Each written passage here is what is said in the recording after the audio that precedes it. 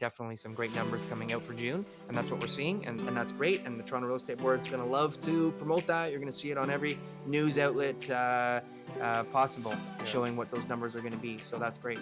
My mentor years ago told me to picture the Toronto real estate market like a train, and it takes a long time for it to slow down. So when we saw, like, I mean, if this is what the slowdown looks like, it's not that scary, but it also takes a long time to start building up steam again and start, moving. So Yes. it's not like a stock market where it can be from, one day to the next, down 20,000 points and then up 22,000 points the next month. Yeah. It takes a while to like creep back up. And then we've got Yeah. all these outside factors still that we haven't really got into. But, you got, I didn't really look into this. I was actually going to ask you to look into whether this was priced properly from the get go. But I think what's more important is the commentary, right? Like, I didn't see too many negative things in the news with regards to real estate. So we saw stuff like more Park Home sells 155,000 over asking in June. I don't know Yeah. what the asking was. I don't know if it was priced right Two, from the two and a quarter. beginning. Yeah. I mean, for that area, that's a typical price. The home apparently needed some work, so I mean, whether it be headline news or But not, was I it wouldn't. was it priced right? Well, I mean, clearly it was priced well because it was selling for 155,000 over asking, right? So, So, um, but if they listed it for 200,000 less, would it have been 355 on over asking? that's hard to say. The main thing is anytime you're looking at selling a home, it's about getting in as many buyers as possible, right? So, I don't know if those numbers are right, what they have in the article or not, but they didn't seem to get that many showings. They had a dozen showings or something like that with two offers. So the fact that they got somebody willing to go 155,000 over asking, that means they found the right buyer, and that buyer was willing to pay what it took in order to be able to get the contract signed. So, good for them. And they're going to, turn it into a nice home. It's a nice property. So, Yeah, great spot. I love that area. yeah. This is interesting. Toronto property where Honey Sherman planned to build her dream home sells for 7.4 million. Yeah. 900 below asking. Now, I don't know. I'm sure you know I, who Honey Sherman is. I checked out this lot for a client, and that seems like that's a really good site for a builder to come into. Like, I was looking at it like, single family, like just, someone who's going to come in there, and it's like, it doesn't make sense at all. I mean, the numbers don't add up. It's a big lot, but it's definitely going to be a challenge to find the right buyer. So I, th- I think the guy, I think maybe got a good deal on it. he's splitting it into two properties. Yeah. Yeah, Yeah. And so it's I kind mean, of like if I was the real estate agent who had to sell this property, knowing that it was tied to the Shermans, which I'm sure people would want to use to their advantage, that it's like some kind of weird thing that they owned it, and like, I don't know if I want to buy somebody who's got murdered property and blah blah blah. I don't think so.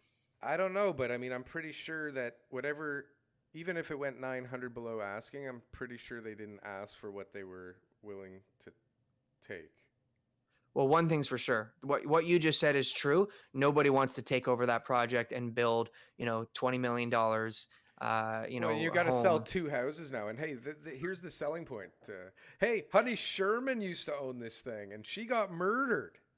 No, no, it's an elite location, and it's an elite style property. It's a massive lot, and it's got Great it's on a property. corner, and it's multiple frontages. So, I think that's a great opportunity for someone to go in there and what they're building. And right now, in that area, some of those lots that are of similar size are going, $3 or $4 million that people are going to be tearing down. So I think the guy's getting a good property on a great street. So, Yeah, it's a lot of money. mhm. This one I saw, and you also sent it to me. They are buying everything. Cottage sales surge by as much as 25% as Torontonians flee the city. Isn't it? Absolutely. Isn't this supposed to be illegal? Like, aren't we supposed to not go to cottage country? Well, I was in cottage country yesterday, and it's like they're like regulating spaces, not allowing people in and out, traffic, there's signs. It's pretty strange. I know the cottage country people are nervous, and they should. I know Wasaga Beach got shut down to some extent because of just how people were treating the situation. So I think that people who know that the beaches and everything else are closed, but want to get out of the city and aren't going on vacation this year. I mean, the alternative is to go and find a property that's for sale, and there's limited supply. I mean, the exact same situation is here. As people are afraid to sell their property Hold on. because of the situation So the choice is A, go to the beach, B, buy a property with a beach. with a beach. Okay. Yeah, yeah. I, Look, w- I want to be able to make that choice. Hey, people are honey, so they won't let us be at this beach. Let's go buy one.